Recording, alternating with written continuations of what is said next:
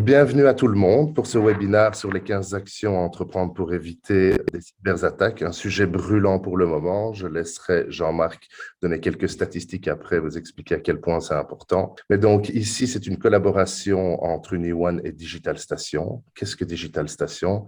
Digital Station, c'est le QG de la communauté créative et digitale de Charleroi Métropole. Et donc Jean-Marc est notre grand maître informatique ici à Digital Station. Et c'est certainement un spécialiste du sujet qu'on va aborder aujourd'hui. Et donc, on s'est dit qu'on allait faire un webinaire sur ce sujet et inviter un maximum de monde parce que vous savez qu'aujourd'hui, les cyberattaques sont fréquentes. Et je vais donner la parole à Jean-Marc pour commencer ce webinaire. Merci Bernard. Je me suis permis de mettre quelques micros, de désactiver quelques micros au passage comme ça. J'ai toute la bande passante. Donc, pour la petite histoire, pour ceux qui ne connaîtraient pas UniOne, c'est l'entreprise que j'ai créée à une époque où j'avais des cheveux et où j'installais des serveurs dans mon salon. Et puis, voilà, maintenant, ça fait 17 ans qu'on est actif dans la région et pas que, et dans les domaines du réseau de la sécurité. Aujourd'hui, on compte plus de 20 collaborateurs qui sont répartis entre notre bâtiment historique qui est à Pont-à-Celle et le Digital Station de Charleroi, et très prochainement sur Bruxelles et d'autres grandes villes wallonnes pour fournir un service de proximité. Nos missions, faciliter la vie, sécuriser, qualité, avec des solutions corporate. Notre vision, c'est d'avoir 98% des clients satisfaits et grâce à nos valeurs, la bienveillance, l'efficacité, la maîtrise, l'authenticité, le plaisir. Comment? On a une stratégie qui existe depuis que l'aventure a commencé, qui consiste à travailler sur 4 axes: la protection, le monitoring, le backup et la maintenance. On est actif en sécurité, infogérance et monitoring. J'essaie d'aller vite, hein, c'est le blabla marketing. Ça, c'est important. Donc ici, la présentation est orientée petites et moyennes entreprises, mais clairement, nous travaillons pour tout type d'entreprise. Pour toutes les petites entreprises de moins de 5 personnes, nous avons une solution all-inclusive, c'est un package très simple qui fournit tous nos services. Dans les entreprises de taille moyenne, on travaille à la carte et donc le client peut choisir ce qu'il veut prendre ou pas dans nos services MSP. Et puis, sur les plus grands comptes, on fait du sur-mesure et on peut livrer les solutions qu'on utilise dans les plus petits comptes en mode cloud, les amener on-premise dans les plus grandes entreprises. Alors, des références, on en a de toute taille, tout type, toute région, tout secteur, et je sais qu'il y a quelques clients qui sont présents et je les remercie. J'espère qu'ils se voient sur le slide, sinon il faudrait que je le mette à jour. On est fort présent en PME. On a de plus en plus de clients de type PME. On a une particularité, c'est de travailler sur des clients qui ont des réseaux d'agences. Aujourd'hui, on est présent sur plus de 220 sites et ce chiffre a encore augmenté ces derniers mois. Et un autre secteur qui nous concerne, c'est le coworking. C'est pour ça que nous faisons partie de la communauté de Digital Station notamment. Et les prochains bureaux que nous ouvrirons en Belgique seront systématiquement dans des centres de coworking. Bon, c'est la fin du blabla. Bonne nouvelle, on peut y aller. Merci Jean-Marc. Pardon? Merci. Je t'en prie. Alors, pour les barbus qui travaillaient sur des écrans verts, c'est quelque chose que vous devez normalement connaître. L'équation du risque, c'est quelque chose qu'on trouve dans la littérature sur le sujet et qui est vraiment élémentaire, mais qui permet de bien comprendre c'est quoi mettre de la sécurité, quel est l'intérêt de la sécurité et comment ça se développe. Donc, la sécurité, c'est un risque vis-à-vis d'un détriment. Et en mettant en place des contre-mesures, on va diminuer ce risque. Le risque zéro n'existe pas, je reviendrai dessus pendant la présentation. Mais le risque, ses composantes, ce sont des menaces et des vulnérabilités. Les menaces, c'est une part d'exposition. Il est clair que celui qui vend des places de concert en ligne risque d'être plus piraté que celui qui a fait un blog sur son jardinage. Et pour le moment, les gens qui sont très exposés, c'est les acteurs du Covid d'ailleurs. Et puis la probabilité, c'est un fait statistique sur ce qui se passe dans le monde informatique. Et aujourd'hui, la probabilité de se faire attaquer, et dans le sujet d'aujourd'hui, on parle des ransomware, est devenue excessivement élevée. Donc, la partie haute de l'équation, la menace, on est proche de 1. La vulnérabilité, ça va beaucoup mieux, si ce n'est que les parades ne suivent pas nécessairement et les attaques sont de plus en plus complexes, vicieuses, personnalisées, automatisées, rapides et ont un détriment très élevé parce que dans le cas des ransomware, c'est la perte pure et simple des données, moyennant rançon, mais souvent, dans beaucoup de cas, même les backups sont cryptés et c'est un vrai drame. Alors, ça, c'est dans le blabla marketing sur les chiffres. Alors, j'ai essayé de trouver des chiffres, mais je trouvais des chiffres d'entreprises de concurrentes, donc j'avais pas trop envie de les utiliser. J'ai essayé de trouver des sources indépendantes. En 2017, on parle de 51%. J'ai vu des chiffres qui disent qu'en 2021, c'est 80% des PME qui ont été victimes de cyberattaques. En 2017, on disait que c'était 10 000 € le montant moyen du préjudice subi. Sur le site de la région Wallonne, on parle plutôt de 40 000 €. On parle de 24 heures pour remettre un système en ordre après une attaque ou 3 jours ouvrables. Je connais un hôpital dans la région.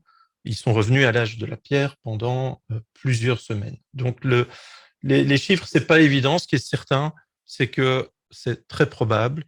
Et ce qui est certain aussi, c'est que vous pouvez perdre beaucoup, beaucoup de temps et beaucoup, beaucoup de données. Donc, on parle de 10 à 40 000 €, je dirais, en moyenne. Vous pouvez trouver des articles sur le site de la RTBF et de là, vous rebondissez d'un article à l'autre. Et tout récemment, il y a encore eu une attaque aux installations portuaires d'Anvers. Il y a eu des attaques liées à ce qui se passe en Ukraine. Il y a eu encore des hôpitaux et encore des hôpitaux qui se font attaquer. Donc, dans les détriments, c'est de l'argent, mais les autres détriments, c'est aussi la disponibilité, la confidentialité de vos données, la fiabilité de votre infrastructure, l'impact sur la productivité, sur la performance, et puis surtout l'image de l'entreprise, ce qui est dur à chiffrer, et sur les aspects mobilité, télétravail, confiance. Les points. Nous rentrons dans le vif du sujet. Alors, je devrais faire comme dans les émissions de télé, number one. Enfin, j'aurais dû mettre les chiffres dans l'autre sens. On a essayé avec cette présentation d'être pragmatique parce que il est clair que la sécurité est un sujet excessivement vaste et donc il y a des centaines d'actions qu'on peut prendre pour améliorer la sécurité d'une infrastructure et d'être résistant au malware, mais j'ai essayé de me limiter à 15 points.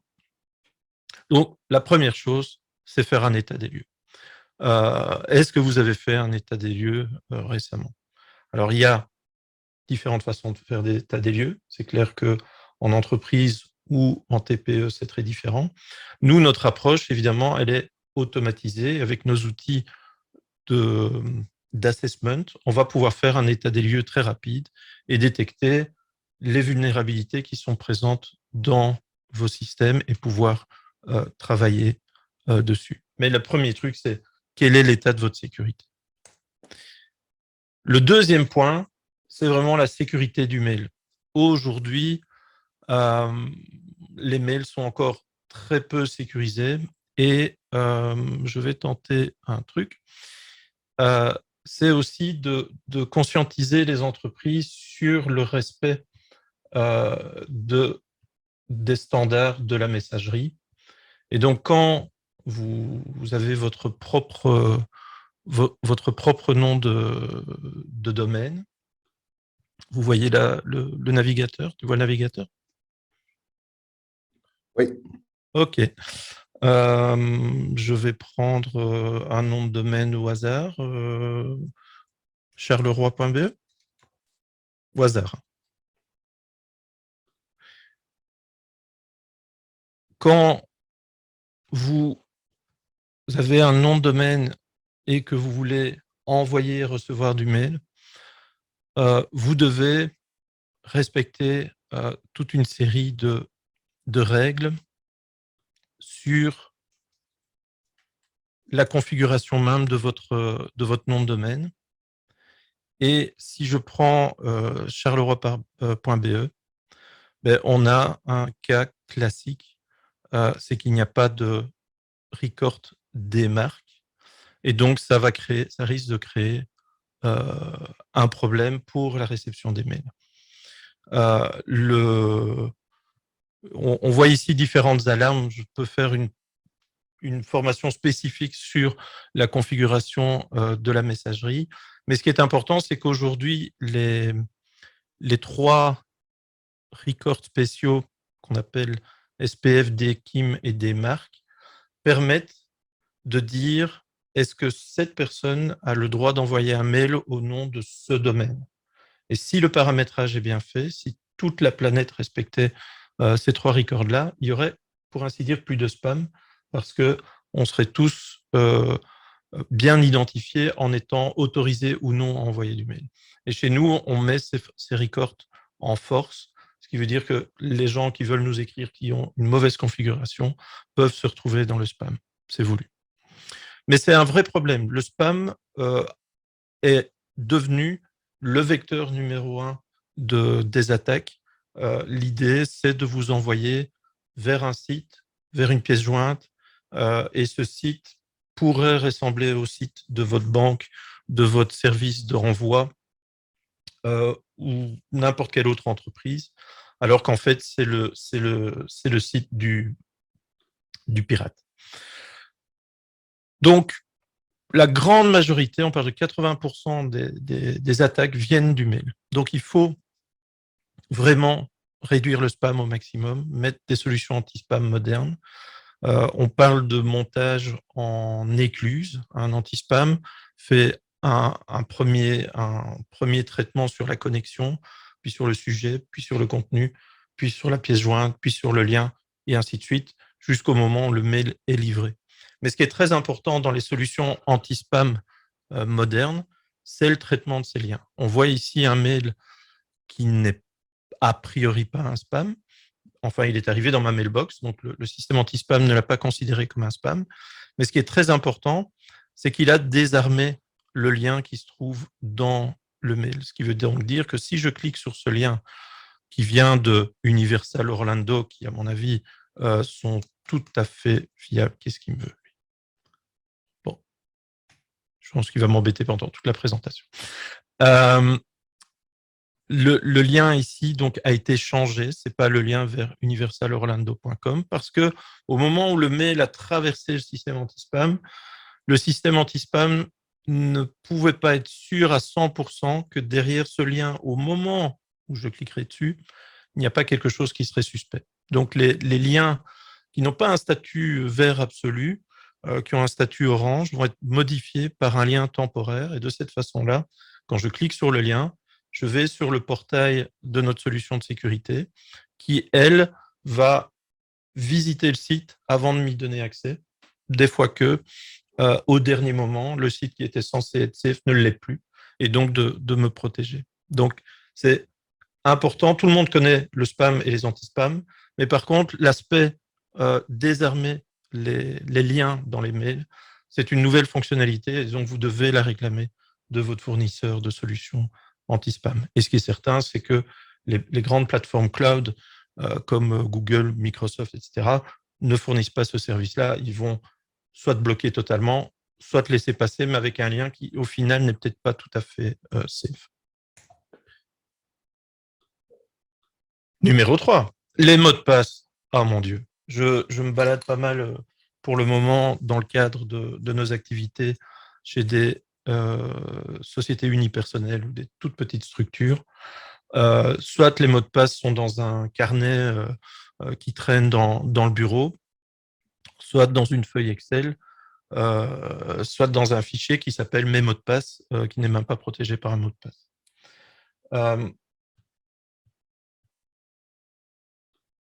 Ah ok, on a été mis à niveau, on a des minutes illimitées maintenant. Donc ça va. C'est ce que je pensais. Il y a une politique de mot de passe à mettre en place. Ça, c'est la première chose. La deuxième chose, il faut limiter les accès aux mots de passe, mais aussi aux fichiers, parce que certains fichiers sont plus sensibles que d'autres. Le verrouillage des écrans, ça c'est très fréquent, la personne quitte son poste et l'écran reste ouvert, et donc au final, le mot de passe ne sert plus à rien. Mais surtout, aujourd'hui, on a des systèmes de protection de mots de passe qui sont sécurisés par authentification multifacteur, on en parlera tout à l'heure, et par une analyse du dark web. Donc, vous pouvez stocker vos mots de passe dans ces plateformes-là. L'avantage, c'est qu'ils seront accessibles de votre tablette, de votre PC, de votre smartphone. Mais surtout, le système va questionner le dark web pour voir si dans vos mots de passe, il n'y a pas des mots de passe qui sont suspects. La première action. Et la deuxième action, de scanner les mots de passe et de se dire est-ce que vos mots de passe sont suffisamment complexes, oui ou non, et de recevoir des scores. Et donc, vous pouvez ainsi prendre l'habitude d'améliorer la qualité de vos mots de passe. Et nous travaillons notamment avec Keeper, qui est une solution parmi d'autres pour la gestion des mots de passe, mais surtout qui nous indique attention, ce mot de passe a été piraté il n'y a pas longtemps, il serait temps de le changer. Et quand on commence à utiliser un système de sécurisation des mots de passe, eh bien c'est simple, on n'a plus qu'un seul mot de passe à retenir, c'est celui qui ouvre le coffre-fort, et les autres, on les génère aléatoirement, les plus complexes possibles, et on en finit avec ces histoires de mots de passe. Moi, je ne connais plus qu'un seul mot de passe. Les autres, ils ont été générés automatiquement. Et alors récemment, la Fédération des notaires a sorti une plateforme qui s'appelle EasyMe, qui est tout à fait gratuite, et qui permet d'avoir un emplacement unique pour mettre des actes notariaux, mais vous pouvez aussi vous en servir pour mettre des documents sensibles.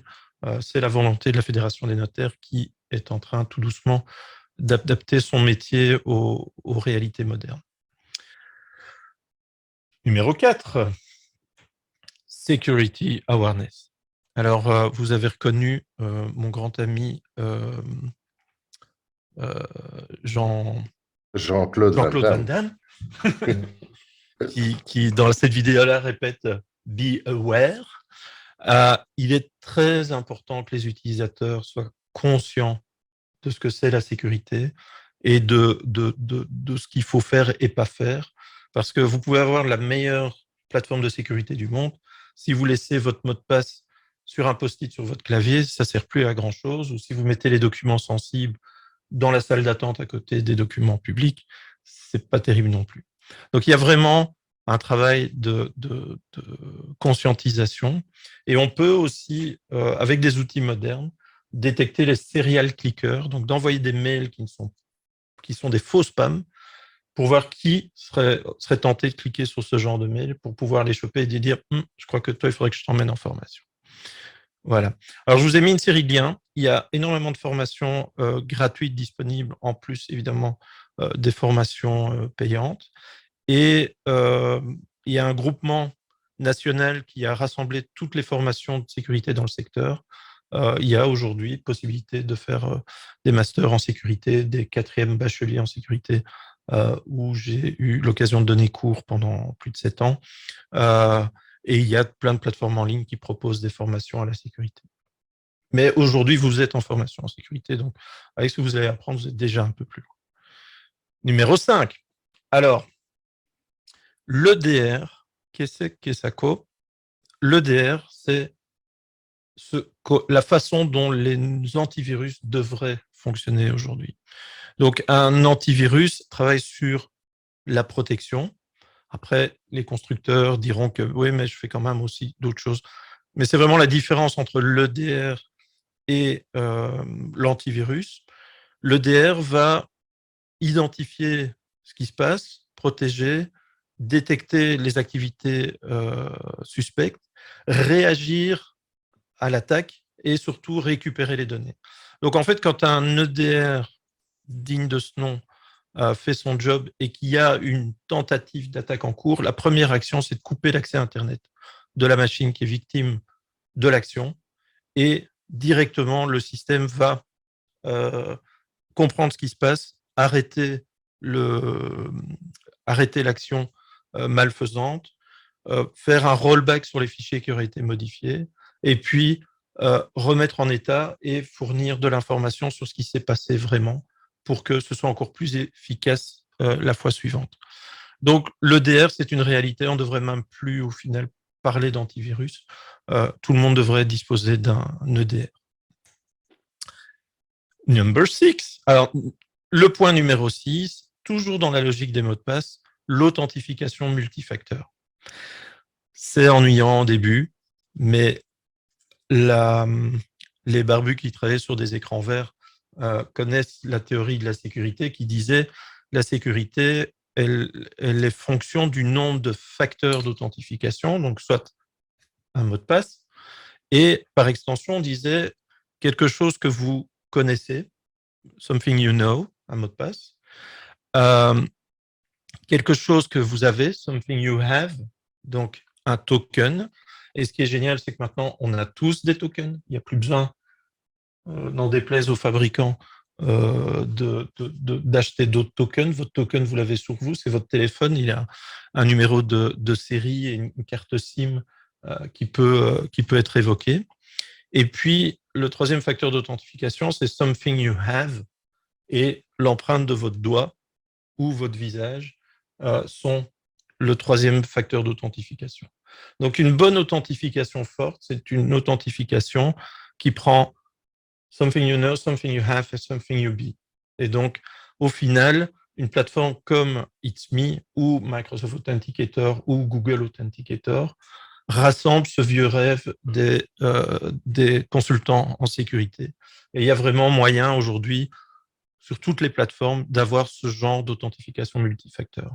Et si vous êtes dans le nuage Microsoft, vous pouvez demander à toutes les applications connexes d'aller rechercher l'authentification via Microsoft. Et donc, on parle à ce moment de single sign-on, qui lui-même utilise une MFA. Et donc là, vous êtes vraiment...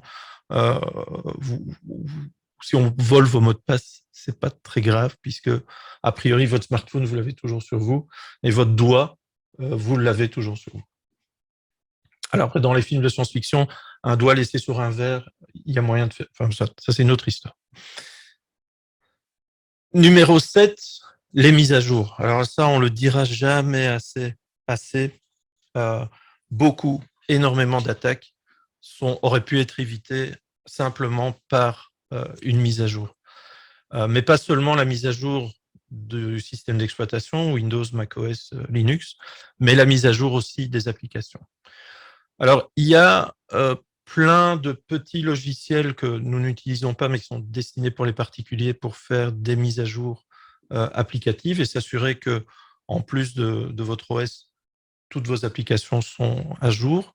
Nous, évidemment, comme on gère plus de 3000 machines, nous avons mis en place une plateforme de mise à jour automatisée qui est basée sur ConnectWise Automate. Il y en a d'autres, comme SolarWinds ou Kaseya. Il y a différents acteurs qui fournissent ça, ou Case, que nous utilisons parfois chez certains clients. Ces agents vont pouvoir s'assurer que vos systèmes sont tout le temps à jour. Et n'oubliez pas, il faut être aussi à jour dans la mobilité. Ce n'est pas parce que vous n'êtes pas à l'entreprise que votre système ne doit pas se mettre à jour. Donc, il ne faut pas rater les mises à jour. Et Microsoft fournit des mises à jour automatiques, des composants qui viennent du Microsoft Store, comme Apple le fait pour les applications qui viennent de l'Apple Store. Et pareil sur vos smartphones. Numéro 8. C'est là où on va s'amuser un peu.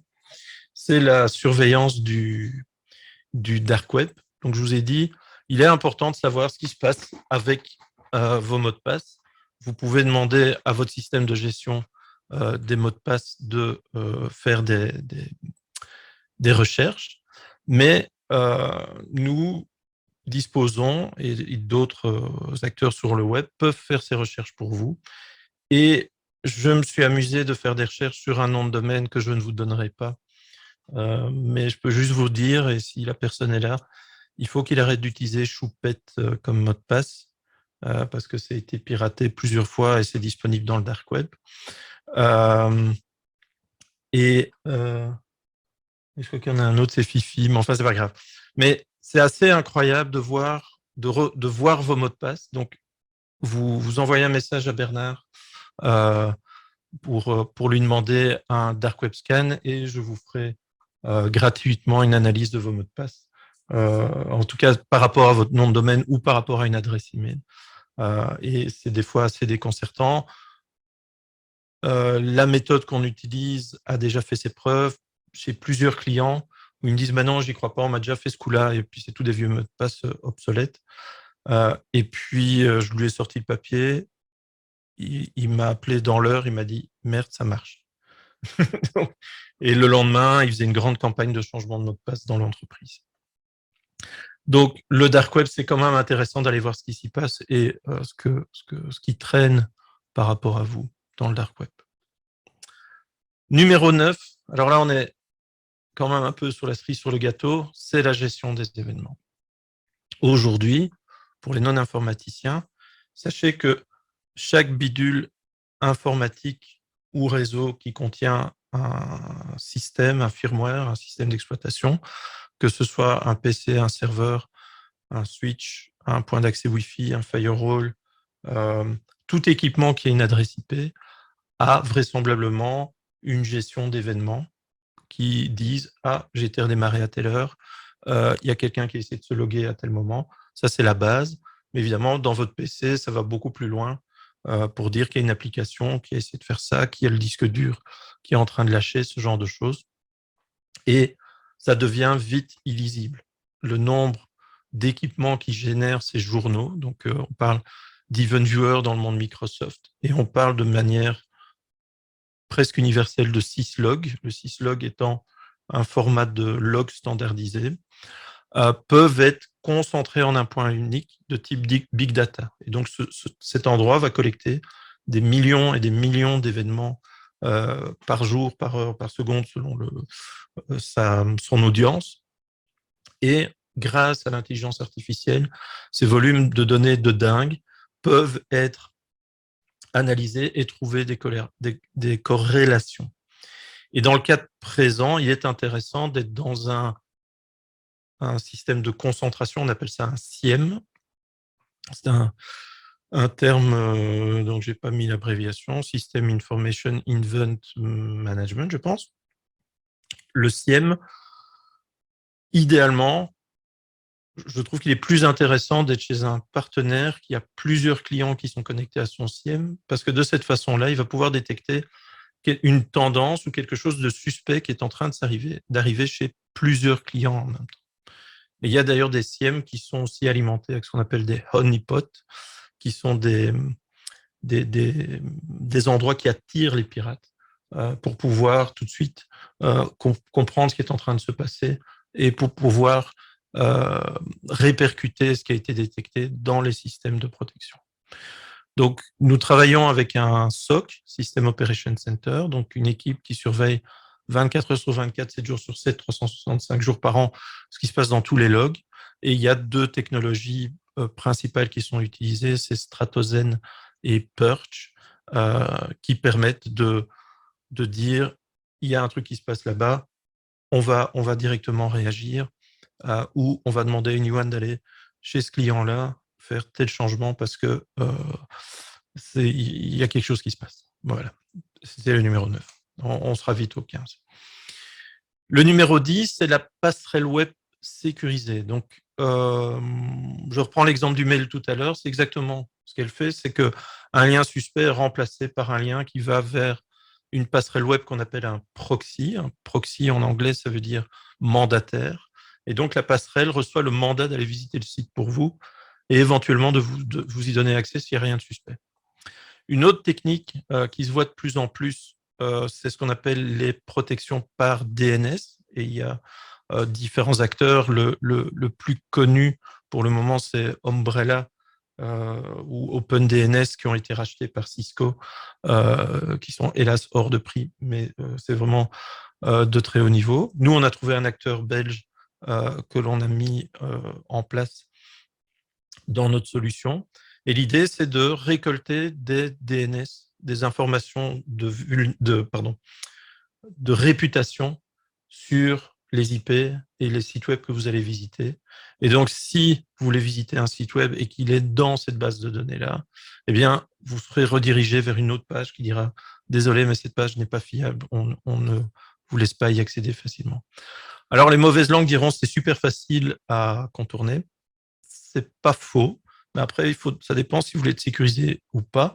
Par contre, ce qui est certain, c'est que nous, dans nos firewalls, on fait en sorte que toutes les requêtes DNS finissent dans le DNS sécurisé. Donc, si on met ça chez un télétravailleur, si ses enfants font des trucs pas nets, ben, ce sera bloqué. Et si ses enfants s'y connaissent un peu en informatique et qu'ils essaient de changer leur DNS, ça ne marchera pas parce que nous, au niveau du firewall, on détecte les requêtes DNS et on les envoie toujours au même endroit. Je vous ai mis un lien Wikipédia avec une liste de serveurs de blacklist DNS si vous voulez fabriquer le vôtre. C'est encore une méthode qui fonctionne bien parce qu'aujourd'hui, la plupart des flux sont cryptés, donc en HTTPS. Et analyser ce qui se passe dans un flux crypté est pas mal complexe, et surtout dans le cas des TPE, PME, on n'a pas nécessairement les moyens de mettre en place un firewall qui fait de l'analyse de flux cryptés. Et donc, les DNS sont encore une bonne solution. Et pour les geeks, vous pouvez aussi faire des blacklists vous-même, télécharger les records suspects, les mettre dans votre DNS local, et vous allez déjà avoir un niveau de sécurité en plus. Mais elle ne sera pas en temps réel comme les solutions cloud. Le point numéro 11, et c'est hélas souvent oublié, c'est la sécurité des dispositifs mobiles. Alors, depuis qu'on a créé UniOne, ça fait 18 ans maintenant, le MDM, Mobile Device Management, est un sujet qui revient très, très souvent sur le plateau et qui, pour finir, ne se déploie pas parce que trop complexe à mettre en œuvre, trop cher, pas mature, pas évident. Le monde, pour moi, le MDM ne démarre pas, mais je parle bien de la TPE et PME wallonne, hein, qu'on ne parle pas de grands comptes ou du nord du pays ou de multinationales américaines. C'est un domaine qui démarre mal. Mais par contre, Microsoft nous facilite le travail dans l'environnement 365 Premium. Vous pouvez avoir accès à Microsoft Intune qui permet de sécuriser toutes sortes, enfin tous les devices, Android, les iPhones, les tablettes, les produits Apple, les produits et aussi les Windows 10 parce qu'ils vont jusqu'à aussi amener des fonctionnalités dans les PC. Mais en tout cas, vous pouvez gérer vos mobiles de façon sécurisée grâce à Microsoft Intune. Alors, c'est quand même, je ne cache pas, assez complexe à mettre en œuvre. C'est pour ça que nous, on propose une plateforme Microsoft Intune qu'on a mutualisée pour les PME et TPE. Et pour les grandes entreprises qui sont invitées à la formation, on peut étudier la mise en place d'une solution sur site ou en tout cas dédiée pour vos besoins. Nous, en tout cas, nous pouvons le faire pour une entreprise de une personne. Voilà, c'est ça l'idée. Et donc, ce qu'on attend du MDM, c'est de pouvoir déployer des applications de sécurité dans les téléphones, de pouvoir sécuriser le téléphone et d'empêcher certaines applications de s'installer, de crypter le contenu du device mobile et surtout le localiser et l'effacer. S'il est perdu, il faut qu'à la première connexion Internet, l'équipement soit complètement effacé et c'est vraiment la base. Et aussi, il faut que les mêmes règles que j'ai citées tout à l'heure s'appliquent dans le téléphone, parce qu'au final, ce téléphone, c'est un PC. Et plus d'une fois, on a vu des attaques de type ransomware qui sont rentrées par le téléphone et pas par le PC. Donc, le point d'entrée peut définitivement être le smartphone, et ça, c'est souvent oublié. Et je vois peu de projets MDM démarrer en PME, je le regrette. Mais je pense que là, avec Microsoft Intune, on a vraiment une piste. Et pour une fois, Microsoft s'est ouvert en dehors de son monde, puisque Android, iOS, macOS ne sont pas des produits Microsoft. Et pour la petite remarque, vous remarquerez que malgré tout le mal qu'on en pense, les produits Apple sont, c'est sur ces produits-là qu'on peut être le plus précis en termes de sécurité. Je parle des devices mobiles, macOS, il y a encore certaines limites. Puis il y a la sécurité des firewalls. Alors les firewalls, c'est un long sujet. Pour ma part, je gère des firewalls depuis 1998, 97 même peut-être. Il y a eu plein d'épisodes dans la construction des firewalls. Maintenant, c'est plus ou moins calmé. Ce qu'il faut juste que les PME, TPE, sociétés unipersonnelles, téléworkers comprennent, c'est qu'un modem n'est pas un firewall. C'est un firewall mais il n'a pas la fonction de base qu'on attend d'un firewall qui s'appelle la fonction stateful, qui, je sais, a plus de 25 ans. Mais le fait d'être stateful, c'est de pouvoir dire les paquets passent bien dans le bon ordre et ils suivent bien une suite logique. Et donc, l'état de la session est cohérent. Parce que si on ne respecte pas ce suivi de session, un Kidam peut s'introduire dans la session et saboter le flux. Je la fais très courte, évidemment. Je peux vous faire une formation spéciale sur les firewalls. Et puis, la plupart des constructeurs se sont bagarrés pour parler des UTM, Next Generation. Il y a eu plein de termes marketing qui sont sortis.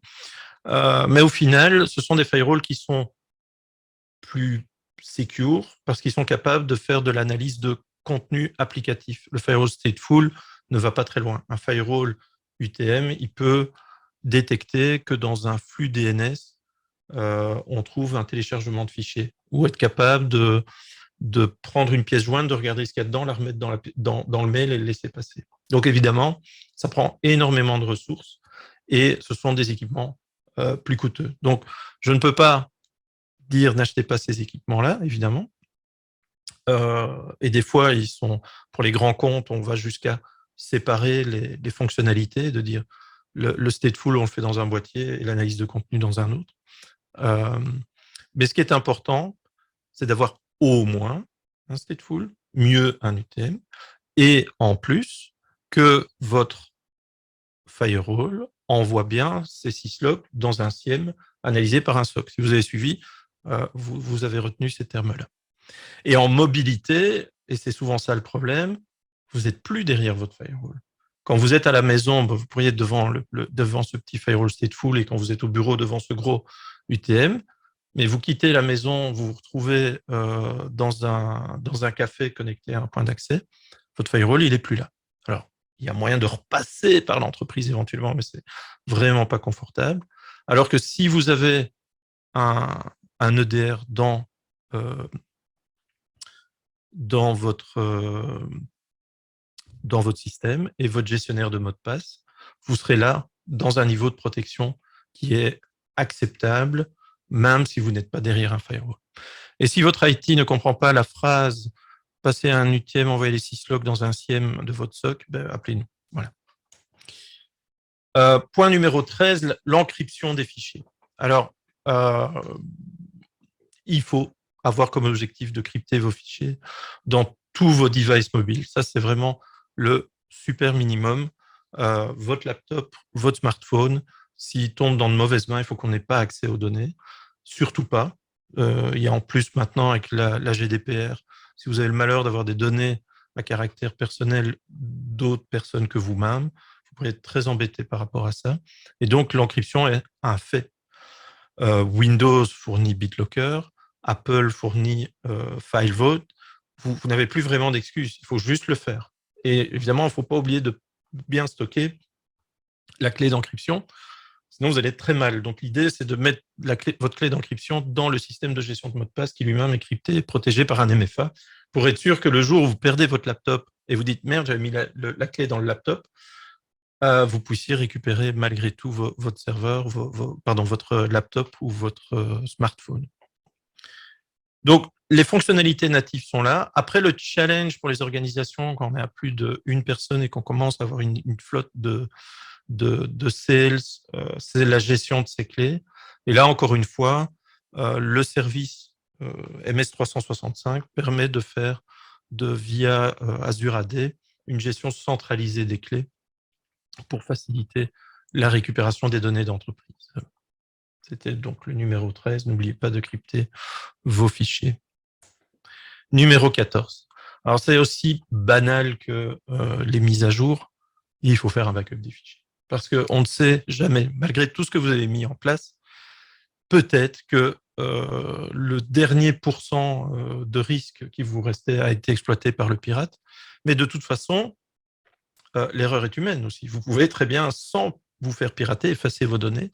Et après, il faut penser à pouvoir les récupérer. Et le pire, le grand classique, c'est l'utilisateur ou l'utilisatrice qui efface ses données juste avant de partir en vacances, ou encore mieux, en congé maladie, pendant au moins 15 jours, et elle rentre et on avait juste un backup de 24 heures et les données, c'est foutu.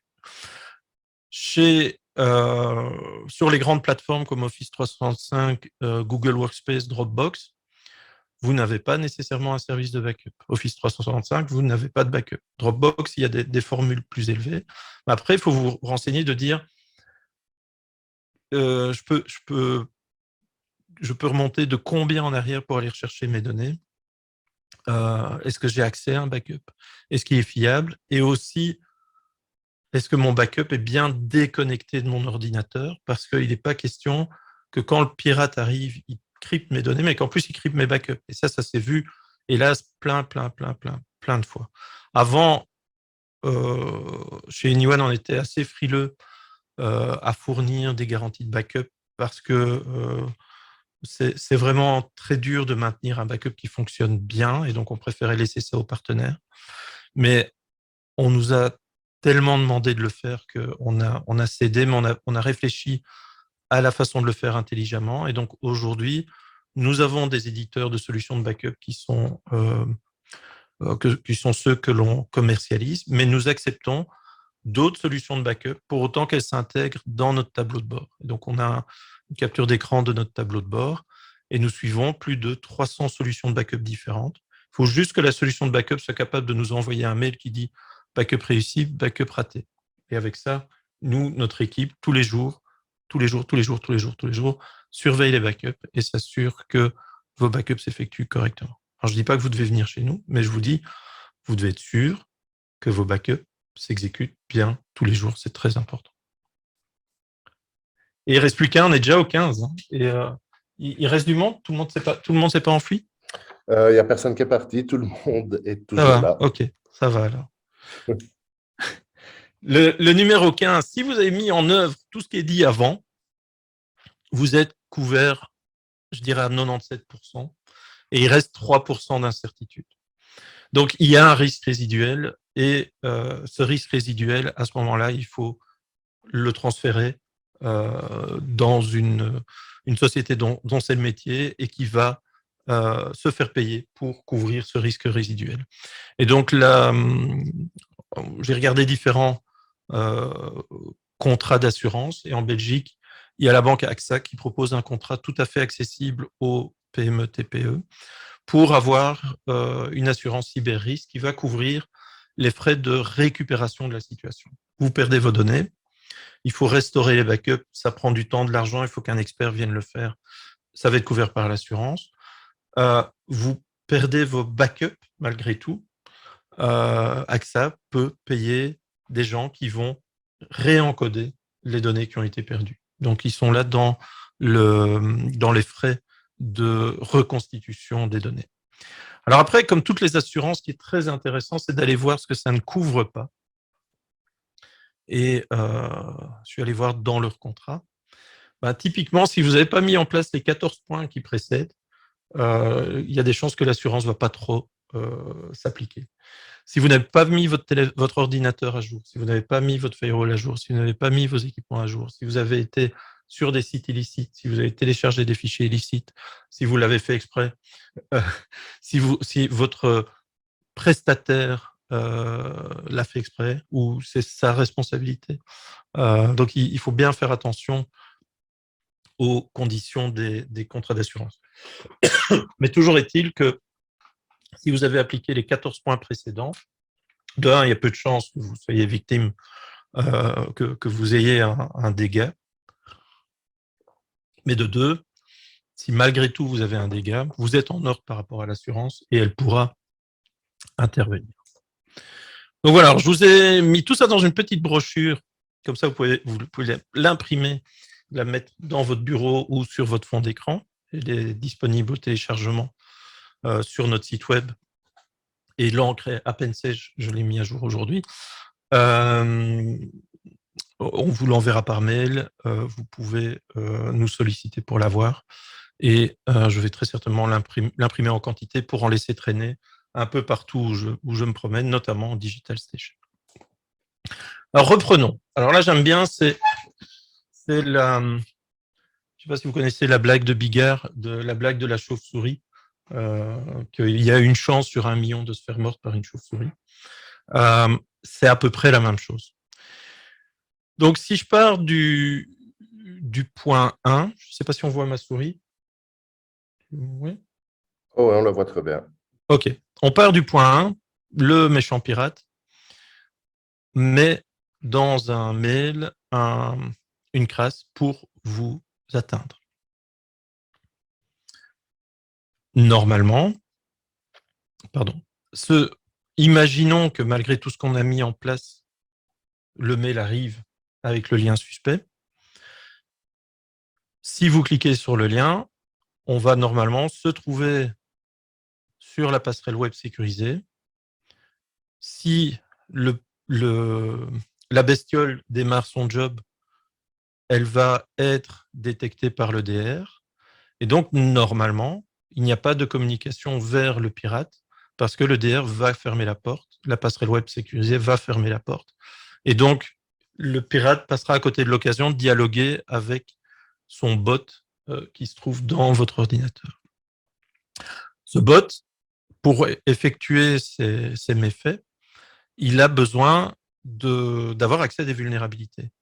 Donc, vous avez fait vos mises à jour, pas de chance. Vous aviez fait un security assessment récent et vous n'avez plus vraiment de vulnérabilité, pas de chance.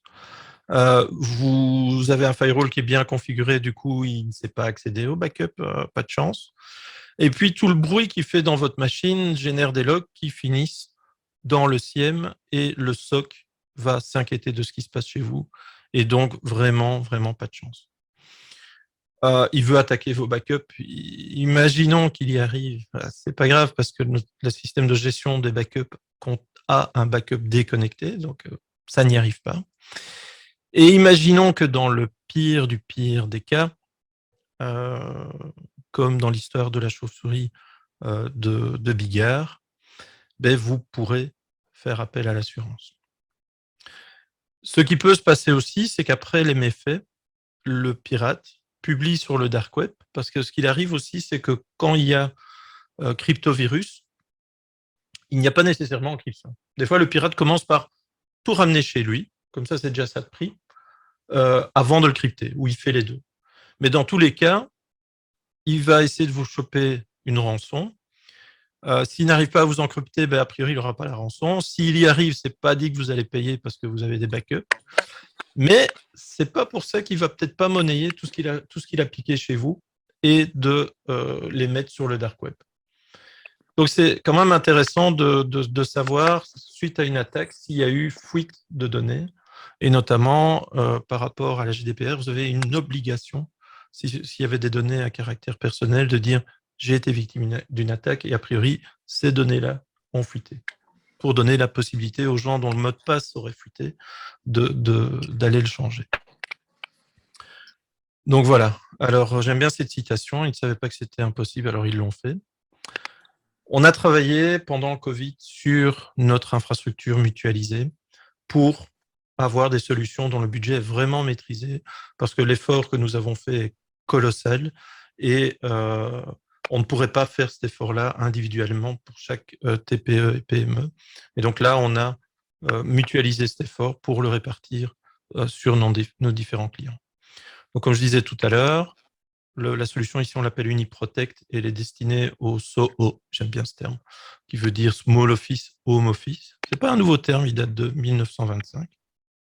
Mais l'idée, c'est qu'on utilise les mêmes composants que si on devait faire une installation sur site dans une grande entreprise, sauf que là, on l'a mutualisé. Dans l'offre SOHO, pour les entreprises de moins de 5 personnes, c'est un all-in-one, c'est un fixe fee par mois, point par utilisateur. Et pour les entreprises de plus de 5 personnes, là, on peut aller à la carte et dire « Ah ben moi, j'ai déjà ça, mais alors je ne prends pas, je prends plutôt ça, plus ça, et vous me mettrez ça, et il en reste, je vous en mets encore. » Voilà. Et pour les entreprises, on peut reconstruire le même setup mais dans leur site. Donc, l'idée, c'est vraiment les 15 points qu'on a vus aujourd'hui et ce qu'on appelle chez nous de factory. Donc, le gros effort d'intégration qui a été fait pour piloter tout ça et la façon dont on a configuré l'environnement Office 365 qu'on a mutualisé pour que vous ayez les 15 aspects de la sécurité, que vous soyez chez vous ou en promenade, voilà, ou en vacances, ou au Digital Station, ou ailleurs. Et d'avoir vos backups ailleurs que là où sont vos données, évidemment. Nos avantages, une équipe de proximité. On répond au téléphone, c'est rare dans notre métier, en français. Et des fois, avec l'accent Carolo, c'est en option, mais c'est possible. Et notre équipe est vraiment bienveillante et en formation permanente. La machine UniOne, c'est tous les aspects de l'automatisation, de la maintenance, du monitoring, des backups dans notre plateforme, du reporting, de la documentation. On y a mis tout notre savoir-faire pour être beaucoup plus efficace. Et la partie visible pour le client, c'est ce qu'on appelle chez nous le Magic Button, qui est l'agent que l'on trouve près de l'heure dans Windows et sur Mac aussi, et qui, lui, est notre relais entre de Factory et votre ordinateur ou votre serveur pour couvrir tout ce qu'il y a à faire en matière d'infogérance et de sécurité. Et sans augmentation des consommations, vous avez toute la suite MS365 Premium, parce que on ne veut pas que nos clients aient des logiciels pas à jour, pas en heure de licence. Enfin, quand ils ne sont pas en heure de licence, on ne sait pas les mettre à jour. Donc, on s'est dit, tant pis, on met dans le pack toutes les licences. Donc, ça veut dire que tous ceux qui souscrivent au service ont tout le panel Microsoft. Et on a été chercher les fonctionnalités de sécurité avancées dont j'ai parlé tout à l'heure et la gestion des mobiles. Alors, évidemment, j'ai pas pu m'empêcher d'avoir un petit côté marketing et j'en remets encore une couche parce que ceux qui nous enverront un mail pour avoir un rendez-vous pour en discuter plus, je viendrai avec un choix de bière locale ou autre pour faire suite à cette présentation. Et là, je pourrais répondre à la question à laquelle je ne répondrai pas aujourd'hui, c'est-à-dire combien ça coûte. Je ne répondrai pas à cette question. Mais par contre, voilà, on est ici dans une logique de partage, donc je suis ouvert aux discussions qui n'aboutissent pas sur une opération commerciale, qu'on soit bien clair. Donc, n'hésitez pas à poser vos questions. Donc là, vous pouvez rallumer vos micros, lever la main pour poser vos questions. Je suis à l'écoute. Déjà, avant tout, un grand merci. Ultra intéressant pour un sujet qui est vraiment au goût du jour pour le moment. Donc, je ne te cache pas qu'on a déjà une demande de scan de mot de passe sur le dark web. Et je vois qu'on a déjà 2 questions dans la discussion. Est-ce que... ah non, l'autre, c'était backup plus archivage pour les absents. Mais par contre, JP, lui, a une question. Quand tu parles de contamination ransomware via smartphone, c'est via OneDrive SharePoint? Pour interrogation. Oui, notamment. Soit c'est OneDrive SharePoint ou c'est la possibilité de faire repasser un lien parmi les vecteurs de l'entreprise. Donc, ça peut être aussi Facebook, une attaque Facebook, parce que généralement, sur son smartphone, on est toujours sur Facebook. Et Facebook est un super vecteur pour diffuser des attaques supplémentaires. Mais ça peut être aussi un accès à votre Slack, à votre Teams, pour y insérer un lien qui ne serait pas passé par la machinerie anti-spam. Ok, merci. N'hésitez pas à poser vos questions.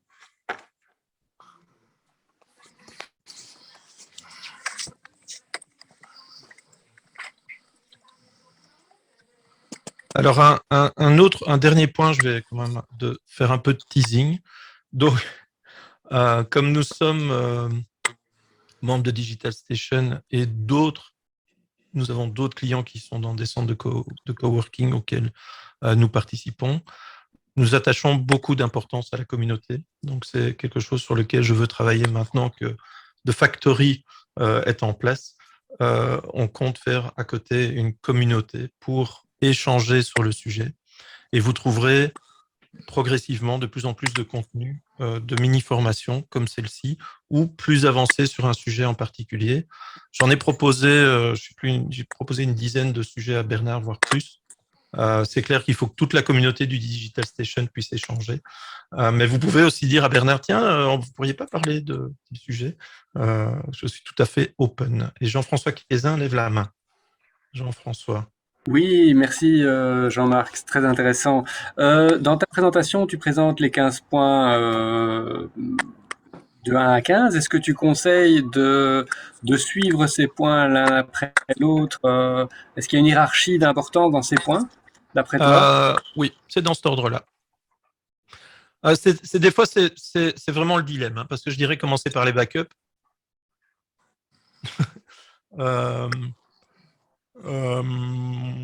Il y a matière à réflexion. Mais après, on dit, oui, mais ça, c'est super important aussi. Mais je dirais, en tout cas, le plus important, c'est les backups. Et être sûr que les backups sont déconnectés. Ça, c'est vraiment votre garantie de survie. Les mots de passe, des mots de passe complexes. Et puis, l'anti-spam. L'anti-spam est vraiment devenu... le spam est devenu le vecteur le plus important pour rentrer dans les systèmes. Ça, c'est certain. Alors, on a une question de Jean-François Lecoq. Quid de la protection de l'infrastructure cloud liée aux produits que vend la startup? Eh bien, donc, notre côté cloud, pour le moment, est orienté Office 365 ou Google Workspace. Donc, nous ne sommes pas une société de développement. Nous ne développons aucun logiciel. Et nous ne sommes pas non plus un acteur de AWS ou de Azure. Donc là, s'il faut adresser ce genre de problématiques, nous avons des partenaires qui sont experts sur le sujet et à ce moment-là, on vous redirige vers ces acteurs-là. On fait déjà pas mal de choses. Et donc, sur ce côté-là, ce sera pour plus tard, on va dire. Ok, et Jean-Yves Célis qui nous conseille d'également vérifier les backups, et surtout avec des bases de données. Ouais, beaucoup de clients font des backups dans le temps, on avait le phénomène des cassettes vides, mais c'est clair que restaurer une base de données, c'est pas nécessairement évident, et donc c'est ce que j'ai mis, tester vos backups régulièrement, ça veut dire tester les restores régulièrement. Alors, est-ce qu'il y a d'autres questions encore?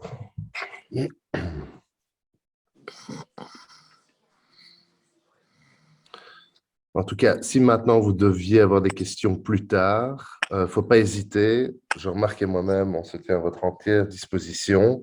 N'hésitez pas à nous donner du feedback. N'hésitez pas à nous proposer d'autres sujets dans la même thématique qui pourraient vous intéresser. Si les propositions de scan de mot de passe de Dark Web vous intéressent, on est à votre entière disposition.